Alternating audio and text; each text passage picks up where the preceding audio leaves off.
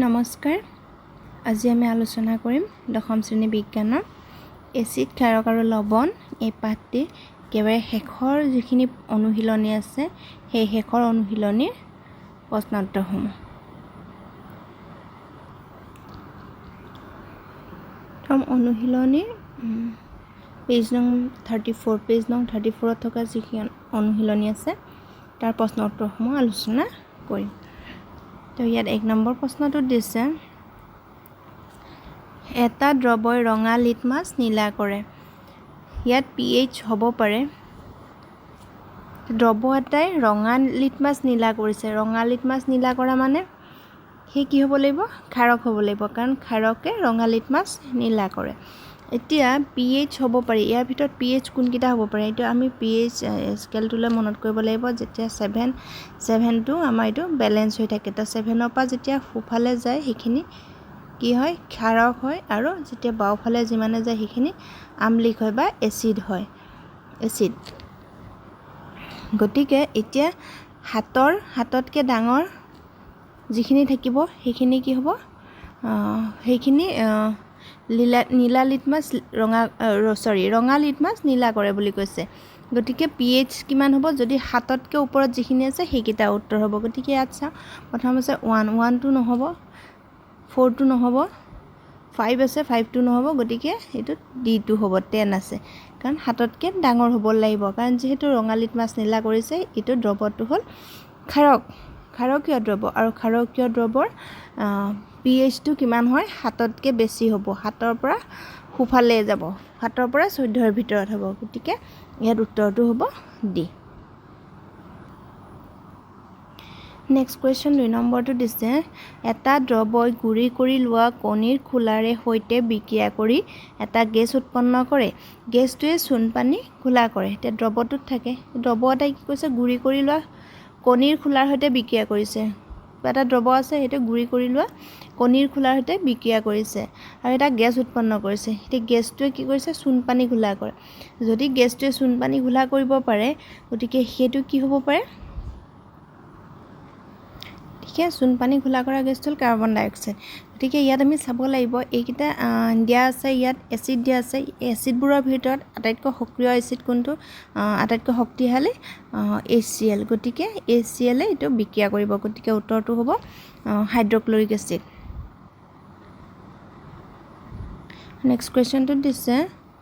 NaOH দ্ৰৱ এটাৰ 10 ml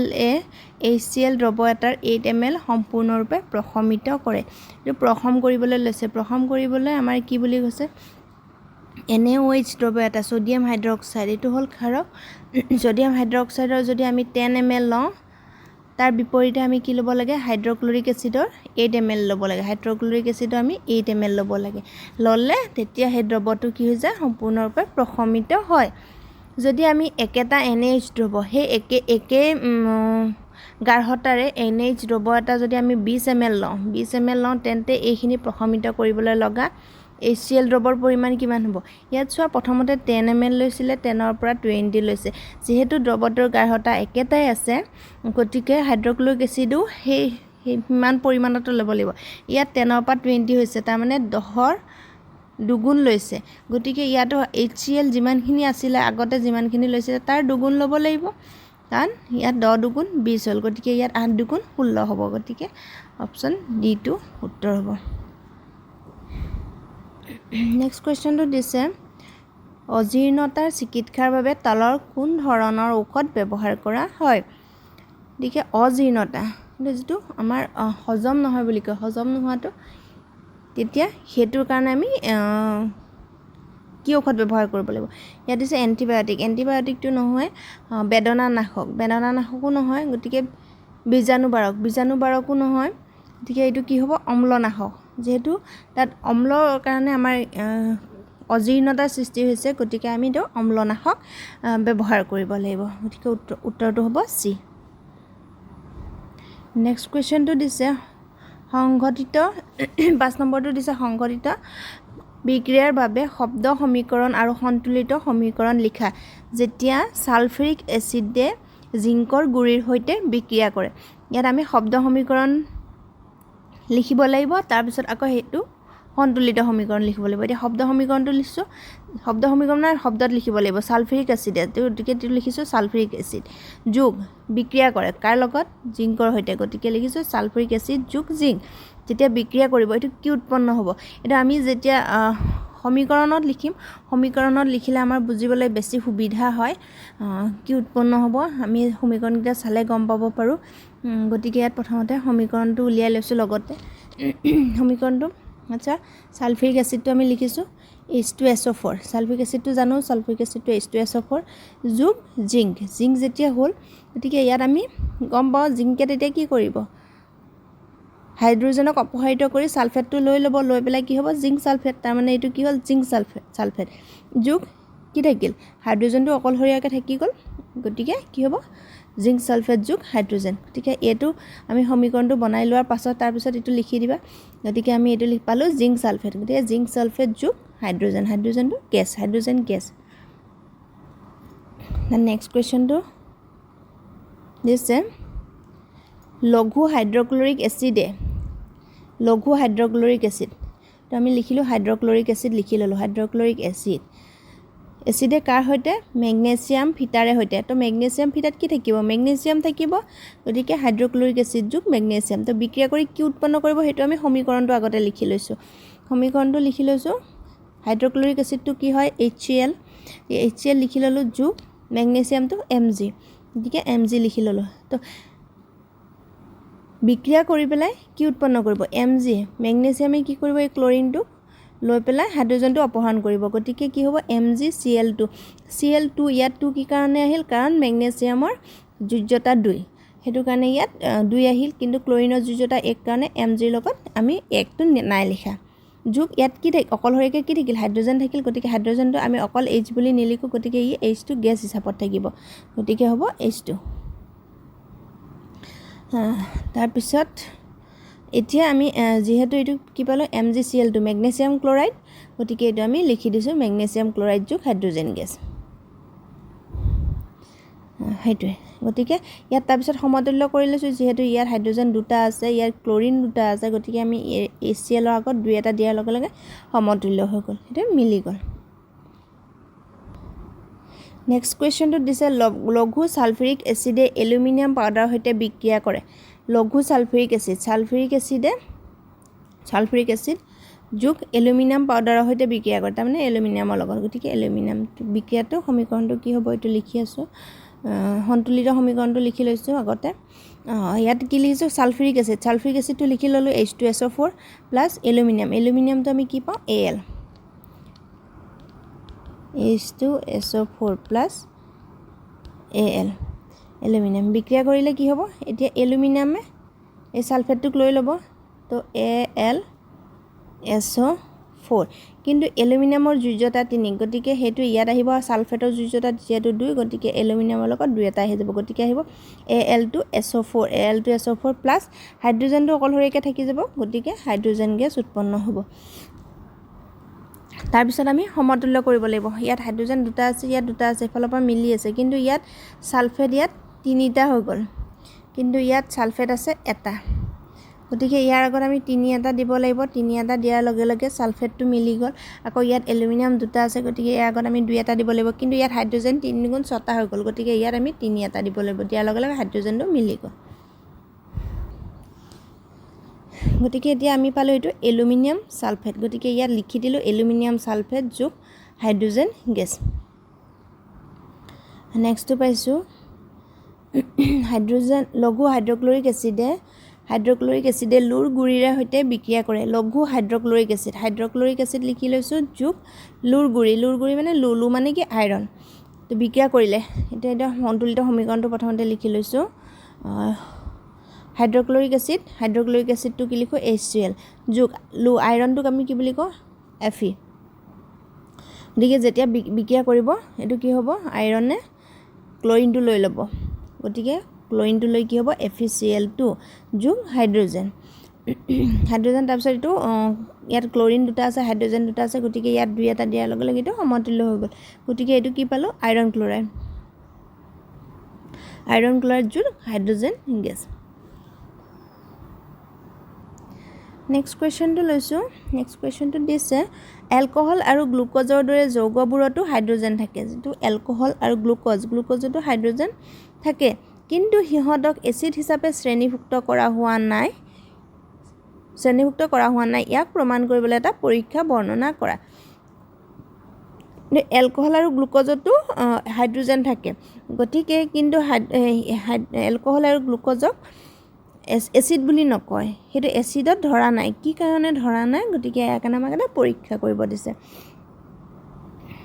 alcohol আৰু গ্লুক'জৰ দৰে যৌগবোৰত হাইড্ৰজেন থাকে, ইয়াক প্ৰমাণ কৰিবলৈ তলত উল্লেখ কৰা পৰীক্ষাটো কৰিব পাৰি। এতিয়া এলকহল আৰু গ্লুক'জত যে হাইড্ৰজেন থাকে সেইটো পৰীক্ষা কৰিবলৈ আমি এটা পৰীক্ষা কৰিব পাৰোঁ, সেইটোক প্ৰমাণ কৰিবলৈ। তো প্ৰথমতে কি কৰিছোঁ, এটা বিকাৰত গ্লুক'জ বা এলকহল লোৱা হ'ল। প্ৰথম এটা বিকাৰ লৈ পেলাই সেই বিকাৰটোত আমি গ্লুক'জ বা এলকহল ল'লোঁ। এটা কৰ্কৰ ওপৰত দুটা গজাল মাৰি কৰ্কটো বিকাৰটোত ৰখা হ'ল। এটা কৰ্কৰ ওপৰত কৰ্ক এটা লৈ তাৰ ওপৰত দুটা গজাল মাৰি, ঠিক এনেকুৱা ধৰণে আমি বিকাৰটো লৈ পেলাই তাৰপিছত তাত এই কৰ্ক এটা লৈ তাত আমি এনেকৈ দুটা গজাল মাৰি কৰ্কটো বিকাৰটোত ৰখা হ'ল। কৰ্কটোৰ ওপৰত দুটা গজাল লগাই পেলাই এনেকৈ বিকাৰটোত ৰাখিব আছে। তাৰ ইয়াত আমিতো গ্লুক'জ বা এলকহল কিবা এটা লৈছোঁ, যিকোনো এটা ল'ব লাগিব। নেক্সট দিছে গজাল দুটা, বাল্ব এটা আৰু ছুইচ এটা 6 ভল্ট বেটাৰী এটাৰ মূৰ দুটাৰে সংযোগ কৰা হ'ল। ঠিক এইখিনি আমাক গজাল দুটাত কি কৰিব আছে, বাল্ব এটা আৰু ছুইচ এটা 6 ভল্ট বেটাৰী এটাৰ দুই মূৰে সংযোগ কৰা হ'ল। এইটো কিতাপত দিয়া আছে চিত্ৰটো, গতিকে এই চিত্ৰটো এইটো আঁকিব লাগিব। লগতে ইয়াত দিয়া আছে এইটো কৰ্কটো দিয়া আছে, এইটো কৰ্কটোৰ ওপৰত এইটো গজাল মাৰি লৈছে। আৰু এতিয়া এই গজালটোৰ পৰা কি কৰিছে, এইটো ছুইচ লৈছে আৰু এইটো 6 ভল্ট বেটাৰীৰ লগত সংযোগ কৰিছে। তাৰপিছত এইটো বাল্বটোৰ লগত সংযোগ কৰিছে। এইখিনি সংযোগ কৰি লৈছে। তাৰপিছতো সংযোগ কৰাৰ পাছত তাৰপিছত বৰ্তনী ছুইচটো অন কৰা হ'ল। যিটো ছুইচ আছে সেই ছুইচটো আমি অন কৰিব লাগিব। তাৰপিছত পৰ্যবেক্ষণত কি পালোঁ, পৰ্যবেক্ষণত পালোঁ বৰ্তনীটোৰ ছুইচ অন কৰিলেও বাল্বটো জ্বলি উঠা নাই। যেতিয়া আমি ছুইচটো অন কৰি দিম তেতিয়া আমি দেখিম যে বাল্বটো জ্বলি উঠা নাই। ইয়াকে প্ৰমাণ কৰে যে গ্লুক'জ বা এলকহলে কোনো ধৰণৰ H+ আয়ন উৎপন্ন কৰা নাই, যাৰ ফলত দ্ৰৱটোৰ মাজেৰে বিদ্যুৎ প্ৰবাহিত হোৱা নাই। সেয়েহে এলকহল বা গ্লুক'জক এচিড হিচাপে শ্ৰেণীভুক্ত কৰিব নোৱাৰি। এতিয়া চোৱা, ইয়াত যেতিয়া আমি এই ছুইচটো অন কৰি দিম, এই ছুইচটো অন কৰি দিয়াৰ পাছতো কি হয়, এই বাল্বটো জ্বলি নুঠে। কি কাৰণে জ্বলি নুঠে? কাৰণ ইয়াত আমি গ্লুক'জ লৈছোঁ। গ্লুক'জ বা এলকহল, ইয়াত লগোৱা HCl দ্ৰৱ নহয়। ইয়াত আমি গ্লুক'জ বুলি লিখিব পাৰোঁ। গ্লুক'জ বা এলকহল কিবা এটা লিখিলেই হ'ল। ইয়াত গ্লুক'জ বুলি লিখিলে হ'ল বা এলকহল বুলি লিখিলে হ'ল। তাৰপিছত ইয়াত যেতিয়া আমি ছুইচটো অন কৰিম তেতিয়া এই বাল্বটো জ্বলি নুঠে। বাল্বটো কিহৰ কাৰণে জ্বলি উঠা নাই? কাৰণ ইয়াত কোনো ধৰণৰ এই গ্লুক'জ বা এলকহলে H+ আয়ন এৰি দিয়া নাই। কিন্তু যিবোৰ হাইড্ৰক্লৰিক এচিড বা যিবোৰ এচিড থাকে, এচিডবোৰে কি কৰে, H+ আয়ন মুক্ত কৰি দিয়ে। H+ আয়ন মুক্ত কৰিলে কি হয়, কাৰণ যিহেতু যেতিয়া আয়নিত হৈ যায়, আয়নিত হ'লে তাৰ মাজেৰে বিদ্যুৎ প্ৰবাহিত হয়। কিন্তু ইয়াত যিহেতু বাল্বটো জ্বলি উঠা নাই, তাৰমানে আমি ইয়াকে ক'ব পাৰোঁ যে ইয়াত কোনো ধৰণৰ H+ আয়ন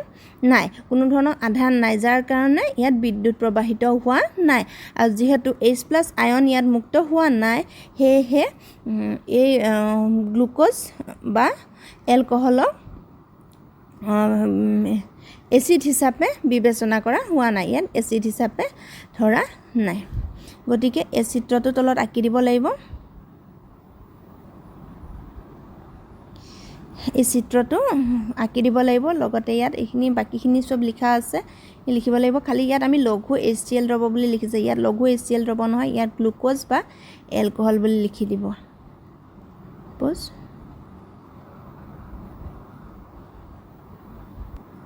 ঠিক এনেধৰণে এলকহল বুলি লিখি দিলেই হ'ল আৰু ছবিটো আঁকি দিব লাগিব। নেক্সট কুৱেশ্যনটো দিছে পাতিত পানীয়ে বিদ্যুৎ সৰবৰাহ নকৰে কিন্তু বৰষুণৰ পানীয়ে কৰে কিয়? পাতিত পানীয়ে বিদ্যুৎ সৰবৰাহ নকৰে কাৰণ পাতিত পানীটো কি হয় এটা প্ৰথম দ্ৰৱ হয় আৰু তাত কোনো ধৰণৰ আয়ন নাথাকে কিন্তু বৰষুণৰ পানীয়ে কৰে কি কাৰণে কৰে কাৰণ বৰষুণৰ পানীত বিভিন্ন ধৰণৰ তাত এচিড লগ হৈ যায় কাৰণ আমাৰ যি বায়ুমণ্ডলত থকা যিবোৰ গেছ থাকে তাৰ পৰা বা যিবোৰ থাকে তাৰ পৰা আমাৰ কি হয় লগ হৈ পেলাই তাত সেই আয়নিত হৈ যায় আৰু সেইটো কাৰণে তাত বৰষুণৰ পানী লৈ পেলাই আমি যেতিয়া তাৰ মাজে বিদ্যুৎ প্ৰবাহ কৰোঁ তাত বিদ্যুৎ প্ৰবাহিত হয় গতিকে উত্তৰত লিখিছোঁ পাতিত পানীয়ে বিদ্যুৎ সৰবৰাহ নকৰে কিন্তু বৰষুণৰ পানীয়ে কৰে কাৰণ পাতিত পানীৰ বিশুদ্ধ ৰূপ পানী একেবাৰে বিশুদ্ধ ৰূপ পাতিত পানী ইয়াত কোনো ধৰণৰ মুক্ত আয়ন নাথাকে কিন্তু বৰষুণৰ পানীত মুক্ত আয়ন থাকে বৰষুণৰ পানীয়ে বায়ুমণ্ডলৰ কাৰ্বন ডাই অক্সাইড আদিৰ দৰে গেছৰ লগত মিহলি হৈ কাৰ্বনিক এচিড গঠন কৰে বায়ুমণ্ডলৰ পৰা কাৰ্বন ডাই অক্সাইড যিবোৰ গেছ আছে সেই গেছবোৰৰ লগত মিহলি হৈ পেলাই কাৰ্বনিক এচিড গঠন কৰে গতিকে বৰষুণৰ পানীত হাইড্ৰজেন আয়ন আৰু কাৰ্বনেট আয়ন থাকে যাৰ কাৰণে বৰষুণৰ পানীয়ে বিদ্যুৎ সৰবৰাহ কৰিব পাৰে সেয়েহে ইয়াৰ মাজেৰে বিদ্যুৎ প্ৰবাহিত হয় তাৰ পিছৰ প্ৰশ্নটো লৈছোঁ পানীৰ অনুপস্থিতিত এচিডে এচিড ধৰ্ম প্ৰদৰ্শন নকৰে কিয় পানীৰ অনুপস্থিতিত যেতিয়া পানী নাথাকে যদি এচিডটো আমাৰ শুকান হিচাপত থাকে গতিকে তেতিয়া এচিডে তাৰ এচিড ধৰ্মটো প্ৰদৰ্শন নকৰে কি কাৰণে কাৰণ এচিডে H+ আয়নৰ উপস্থিতিতহে এচিড ধৰ্ম প্ৰদৰ্শন কৰে যেতিয়া এচিডে H+ আয়ন এৰি দিব পাৰে H+ আয়ন মুক্ত অৱস্থাত থাকে তেতিয়াহে ই এচিডৰ ধৰ্ম প্ৰদৰ্শন কৰে আৰু এই H+ আয়ন এচিডে পানীৰ উপস্থিতিতহে উৎপন্ন কৰে যেতিয়া পানীৰ লগত মিহলি হয় তেতিয়া তাত H+ আয়ন মুক্ত হয় কিন্তু যদি পানী নাথাকিলে তেতিয়া কি হ'ব হি H+ আয়ন মুক্ত কৰিব নোৱাৰে আৰু সেই কাৰণে এচিডে এচিড ধৰ্ম প্ৰদৰ্শন কৰিব নোৱাৰে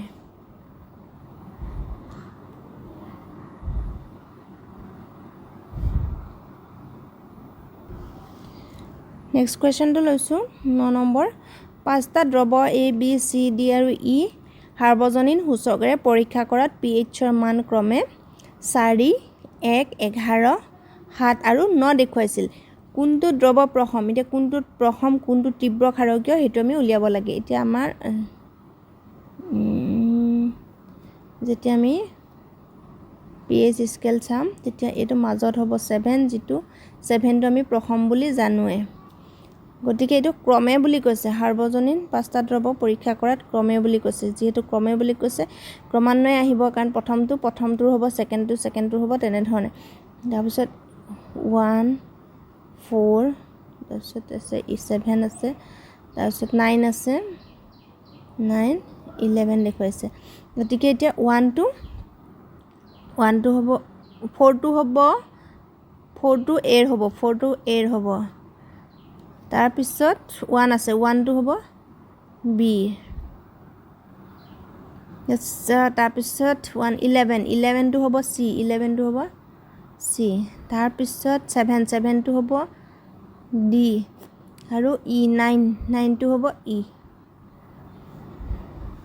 গতিকে এতিয়া এই প্ৰথম 7 টো গমে পালো প্ৰথম গতিকে D টো হ'ব প্ৰথম কোনটো হ'ব কোনটো দ্ৰৱ প্ৰথম হ'ব গতিকে এইটো হ'ব D তাৰ পিছত এতিয়া আছে যিমানে আমাৰ দূৰলৈ যাব সিমানে সেই ক্ষাৰকীয় গুণটো বাঢ়ি যায় গতিকে তীব্ৰ ক্ষাৰকীয় হ'ব প্ৰথমটোৰ ওচৰত থকাখিনি মৃদু ক্ষাৰকীয় বা এফালে যদি বাওফালে চাওঁ তেতিয়াহ'লে সেইটো মৃদু আম্লিক হ'ব আৰু যিমানে আঁতৰলৈ যাব সেইটো হ'ব তীব্ৰ আম্লিক বা ক্ষাৰকৰ ক্ষেত্ৰটো একেটাই হ'ব সেই 7 পৰা যিমানে বেছি হৈ যাব যিমানে আঁতৰলৈ যাব সেইটো হ'ব তীব্ৰ আম্লিক গতিকে ইয়াত সুধিছে তীব্ৰ ক্ষাৰকীয় কোনটো হ'ব তীব্ৰ ক্ষাৰকীয় মানে যোনটো একেবাৰে আঁতৰত আছে C গতিকে C টো হ'ব তীব্ৰ ক্ষাৰকীয় তাৰ পিছত হৈছে তীব্ৰ আম্লিক হ'ল তীব্ৰ আম্লিকটো কোনটো হ'ব B গতিকে এইটো হ'ব B তাৰ পিছত মৃদু আম্লিকটো হ'ব A আৰু মৃদু ক্ষাৰকীয়টো হ'ব E কাৰণ 7ৰ ওচৰত আছে 7ৰ ওচৰে পাজৰে যিখিনি থাকিব সেইখিনি হ'ব মৃদু আৰু যিমানে হি আঁতৰলৈ যাব সিমানে হি তীব্ৰ হৈ গৈ থাকিব গতিকে ইয়াৰ আমি উত্তৰটো লিখিলো উত্তৰখিনি দ্ৰৱ ডি প্ৰথম দ্ৰৱ ডিটো প্ৰথম পালো দ্ৰৱ সি তীব্ৰ ক্ষাৰকীয় দ্ৰৱ বি তীব্ৰ আম্লিক দ্ৰৱ বি তীব্ৰ আম্লিক তাৰপিছত মৃদু দ্ৰৱ এ মৃদু আম্লিক আৰু দ্ৰৱ ই মৃদু ক্ষাৰকীয় তাৰপিছত ইয়াত আৰু এটা কোৱেশ্চন দিছিলে হাইড্ৰোজেন আয়নৰ গাঢ়তাৰ বৰ্ধিত ক্ৰমত pHৰ মানবোৰ সজোৱা এটা হাইড্ৰোজেন আয়নৰ গাঢ়তাৰ বৰ্ধিত ক্ৰমত সজাব লাগিব গতিকে বৰ্ধিত ক্ৰমত সজাবলৈ হলে ইয়াত এতিয়া সবতকে বেছি কোড আছে কোনটোত সবতকে বেছি থাকিব কিন্তু 1 আছিল বি সবতকে বেছি হি যিমানে আম্লিক হ'ব তীব্ৰ আম্লিকটোত হাইড্ৰোজেন আয়ন H+ আয়ন বেছিকে থাকিব গতিকে যিমানে হি তীব্ৰ হ'ব তাত H+ আয়নৰ মানটো বেছি হ'ব গতিকে আমি এটো লিখিব পাৰো 11 টো আমাৰ তীব্ৰ ক্ষাৰকীয় গতিকে তাত H+ আয়নৰ মানটো একেবাৰে কম থাকিব বা নাথাকে তাৰ পিছত আহিল 9 যিকেটা ক্ষাৰকীয় আছে তাৰ পিছত আহিল প্ৰথম তাৰ পিছত আহিল আম্লিক আৰু একেবাৰে শেষত যিটো হ'ল তীব্ৰ আম্লিক হি একেবাৰে শেষত থাকিব গতিকে এই ধৰণে লিখিলে হয়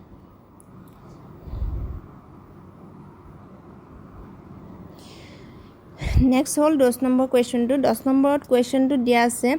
পৰীক্ষানল A আৰু B সমান দৈৰ্ঘ্যৰ দুডাল মেগনেছিয়াম ফিতা লোৱা হ'ল পৰীক্ষানল A হাইড্ৰক্লৰিক এসিড আৰু পৰীক্ষানল B এচিটিক এসিড যোগ কৰা হ'ল এসিড দুটাৰ গাঢ়তা একে আৰু একে পৰিমাণে লোৱা হৈছে কোনটো পৰীক্ষানলত বেছি বেগেৰে বুৰবুৰণি ওলাব আৰু কিয়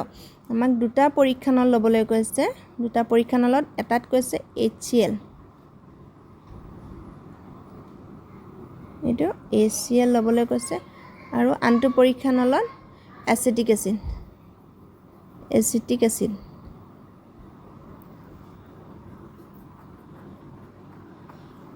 তেও দিছে এসিড দুটা গাঢ়তা একে দিছে একে গাঢ়তাৰ এসিড দিছে আৰু একে পৰিমাণত দিছে যে কোনটো পৰীক্ষানলত বেছি বেগেৰে বুৰবুৰণি ওলাব তা দিয়াৰ পিছত যেতিয়া বুৰবুৰণি ওলাব কোনটো পৰীক্ষানলত বেছি বেগেৰে ওলাব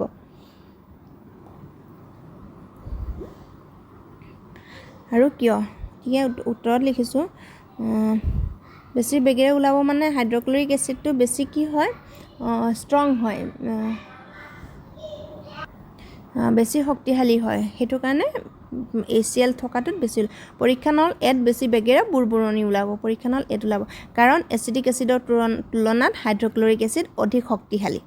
এচিটিক এসিডৰ তুলনাত হাইড্ৰক্লৰিক এসিডটো বেছি শক্তিশালী হয় মেগনেছিয়াম ফিতা আৰু হাইড্ৰক্লৰিক মেগনেছিয়াম ফিতা আৰু হাইড্ৰক্লৰিক এসিডৰ মাজত বিক্ৰিয়া ঘটি হাইড্ৰোজেন গেছ উৎপন্ন হোৱাৰ বাবে বুৰবুৰণিৰ সৃষ্টি হয় যেহেতু হাইড্ৰক্লৰিক এসিড তীব্ৰ এসিড হেহে পৰীক্ষানল এত বেছি গেছ উৎপন্ন হ'ব আৰু বেছি বেগেৰে বুৰবুৰণি ওলাব তাৰ নেক্সট কোৱেশ্চনটো লৈছো কেঁচা গাখীৰৰ pHৰ মান 6 কেঁচা গাখীৰৰ pHৰ মান 6 পাইছো ই দৈত পৰিণত হলে pH সলনি হ'বনে ব্যাখ্যা কৰা কেঁচা গাখীৰখিনিৰ যেতিয়া দৈত পৰিণত হ'ব তেতিয়া তাৰ pHৰ মানটো সলনি হ'বনে একে থাকিব তাৰ মানে 6 যে পাইছিলে সেই 6 এ থাকিব নে সলনি হ'ব যেহেতু হি দৈত পৰিণত হ'ব গতিকে সেইখিনি আমলিক হৈ যাব আৰু আমলিক হোৱাৰ লগে লগে তাত যেতিয়া এচিডৰ পৰিমাণ বাঢ়ি যাব গতিকে দৈখিনি যেটো আমলিক হৈ পৰিল গতিকে দৈখিনিত কি হ'ব pHৰ মানটো কমি আহিব তা উত্তৰত লিখিছো কেঁচা গাখীৰ দৈত পৰিণত হলে pHৰ মান সলনি হ'ব কাৰণ কেঁচা গাখীৰখিনিত ল্যাকটিক এসিড উৎপন্ন হোৱাৰ বাবে দৈত পৰিণত হ'ল এই ল্যাকটিক এসিডে গাখীৰখিনিৰ pHৰ মান হ্ৰাস কৰিব কাৰণ যেহেতু আমাৰ pH স্কেলত 7 ৰ ওচৰতে 6 আছে হিনি সামান্য আমলিক হৈ আছিল কেঁচা গাখীৰখিনি কিন্তু হি যেতিয়া দৈত পৰিণত হ'ল দৈত পৰিণত হোৱাৰ লগে লগে তাৰ আমলিকতা আৰু বাঢ়ি যাব বাঢ়ি যোৱাৰ লগে লগে ই P6 পৰা তাৰ pH-টো আৰু কমি যাব নেক্সট 12 নম্বৰ কোৱেশ্চনটো লৈছো 12 নম্বৰ কোৱেশ্চনটো দিছে এজন গোৱালে কেঁচা গাখীৰত সামান্য পৰিমাণৰ বেকিং সোডা যোগ কৰিলে কেঁচা গাখীৰখিনিত সামান্য পৰিমাণৰ বেকিং সোডা যোগ কৰিলে কিয় তেওঁ কেঁচা গাখীৰত pH-ৰ মান 6 ৰ পৰা সামান্যভাৱে ক্ষাৰকীয় কৰি ললে উত্তৰ লিখিছো কাৰণ গাখীৰখিনি কেঁচা গাখীৰখিনি যেতিয়া pH-ৰ মানটো তাত ক্ষাৰকীয় কৰি ললে তাত বেকিং সোডাটো ক্ষাৰক হয় গতিকে যেতিয়া ক্ষাৰকীয় কৰি ললে তাৰ pH-ৰ মানটো সামান্যভাৱে বাঢ়ি গল কাৰণ উত্তৰটো লিখিছো কেঁচা গাখীৰখিনি যাতে সহজতে লেক্টিক এসিড উৎপন্ন হৈ দৈত পৰিণত হৈ নাযায় তাৰ প্ৰতি লক্ষ্য ৰাখি গোৱালজনে কেঁচা গাখীৰৰ pH-ৰ মান 6 ৰ পৰা সামান্যভাৱে ক্ষাৰকীয় কৰি ললে কাৰণ যেহেতু গোৱালজন তেওঁ কোনো এঠাইতে নিদিয়ে তেওঁটো বহুত ঠাইত দিবলৈ আহে আৰু তেওঁটো বহুত সময় গুচি যায় গাখীৰখিনি দিওঁতে গতিকে তেওঁ গাখীৰ দিবলৈ আহোঁতে যেতিয়া যিমানে সময় হৈ যায় দেৰি হৈ যায় সেইখিনি কি হ'ব আমলিকতা বাঢ়ি গৈ পেলাই সেইখিনি দৈ হৈ যাব পাৰে মানে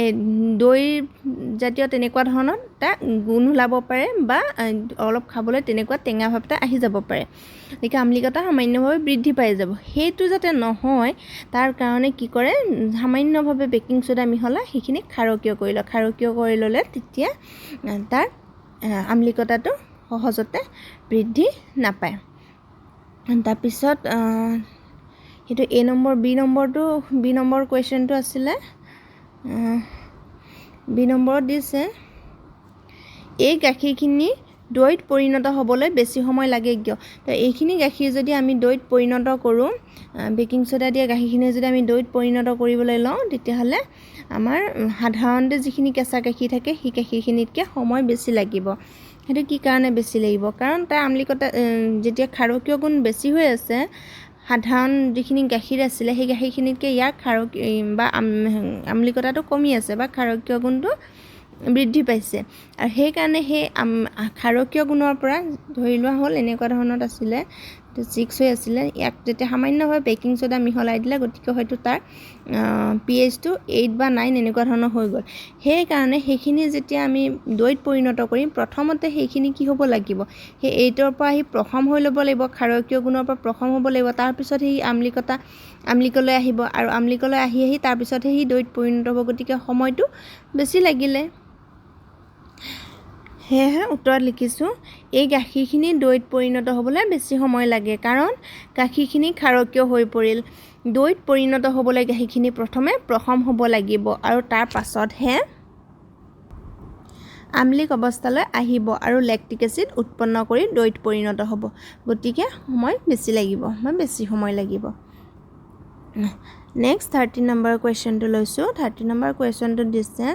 প্লাষ্টাৰ অফ পেৰিছক জলীয় বাষ্প সোমাব নোৱাৰা পাত্ৰত থব লাগে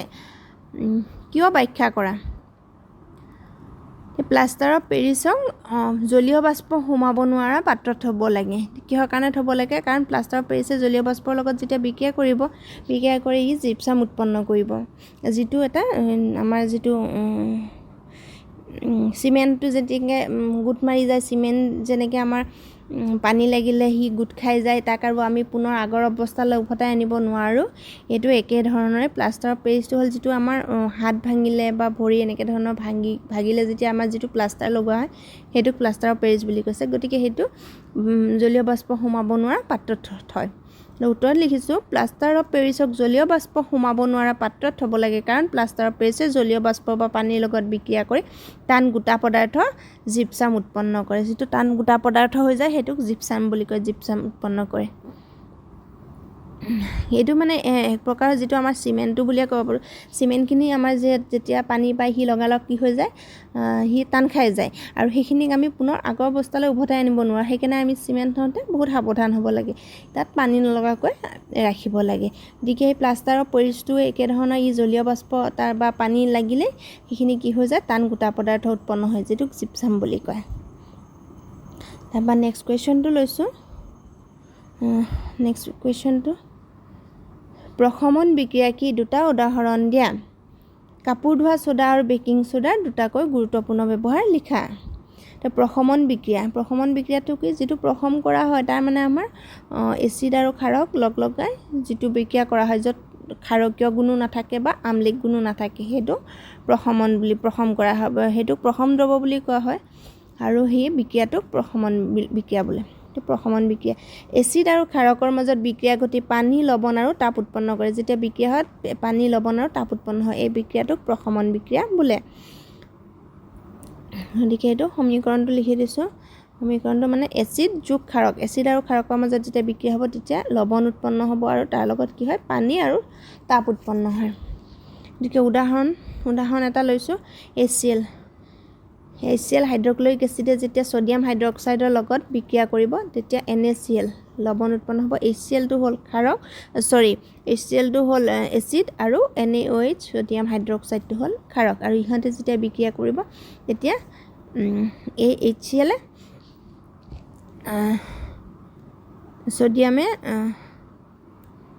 সোডিয়ামে ক্লোৰিনক লৈ পেলাই সোডিয়াম ক্লোৰাইড উৎপন্ন কৰিব আৰু হাইড্ৰোজেন আৰু OH লগ লাগি এটো H2O হ'ব ইয়া পানী উৎপন্ন হ'ব তাৰ লগতে ইয়াত তাপ উৎপন্ন হয় গতিকে এটো হ'ল এটা প্ৰশমন বিক্ৰিয়া উদাহৰণ তাৰ পিছত আৰু এটা লৈছো উদাহৰণ হাইড্ৰক্লোৰিক এচিড মেগনেছিয়াম হাইড্ৰক্সাইড হাইড্ৰক্লোৰিক এচিডে মেগনেছিয়াম হাইড্ৰক্সাইডৰ লগত যেতিয়া বিক্ৰিয়া কৰিব তেতিয়া মেগনেছিয়াম ক্লোৰাইড উৎপন্ন কৰিব লগতে পানী উৎপন্ন কৰিব গতিকে এইকেইটা হ'ল প্ৰশমন বিক্ৰিয়াৰ উদাহৰণ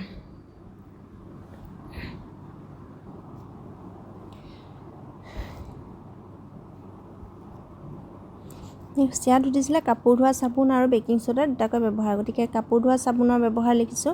কাপোৰ ধোৱা চাবোন কাঁচ চাবোন আৰু কাগজ উদ্যোগত ইয়াক ব্যৱহাৰ কৰা হয় নিৰ্মলিছো ঘৰুৱা চাফাই কামত ব্যৱহাৰ কৰিব পাৰি তাৰপিছত নিৰ্মলিছো পানীৰ স্থায়ী কঠিনতা দূৰ কৰিবলৈ ইয়াক ব্যৱহাৰ কৰা হয় তাৰপিছত বেকিং সোডাৰ ব্যৱহাৰ ইয়াক অম্লনাশক হিচাপে ব্যৱহাৰ কৰা হয় তাৰপিছত ইয়াক অগ্নি নিৰ্বাপন যন্ত্ৰত ব্যৱহাৰ কৰা হয় ইয়াক বেকিং পাউডাৰ প্ৰস্তুত কৰিবলৈ ব্যৱহাৰ কৰা হয় গতিকে এই চেপ্টাৰটো থকা আটাইখিনি প্ৰশ্ন উত্তৰ আলোচনা কৰা হ'ল গতিকে এইটো চেপ্টাৰত মেইন আমাৰ একচুয়ালি যিখিনি আমাৰ সমীকৰণ বনোৱা আছে তো সেইখিনিত আমাৰ অন্য একো না আমি জুজতাটো জানিব লাগিব আৰু জুজতাৰ বিষয়ে আমি ক্লাস 9 ত ধুনিয়াকে দিয়া আছে ক্লাস 9 ত জুজতাৰ ওপৰতে জুজতাখিনি ধুনিয়াকে কেনেকে কি উলিয়াব লাগে বা কোনটো কেনেকে জুজতা ল'ব লাগে হেতু দিয়া আছে গতিকে আমি যেটো হেতুৰ ওপৰত নিৰ্ভৰ কৰি পেলাই আমাৰ ইয়াত সমীকৰণবোৰ বনোৱা হয় ইতিমধ্যে কৈছো গতিকে ইয়াত আৰু তাৰ মাজতো কিছুমান পাঠৰ শেষত দিয়া প্ৰশ্নখিনি বাহিৰেও আৰু অন্য কিছুমান প্ৰশ্ন থাকিব পাৰে যিখিনি কিতাপখন থৰলি পঢ়িলে পোৱা যাব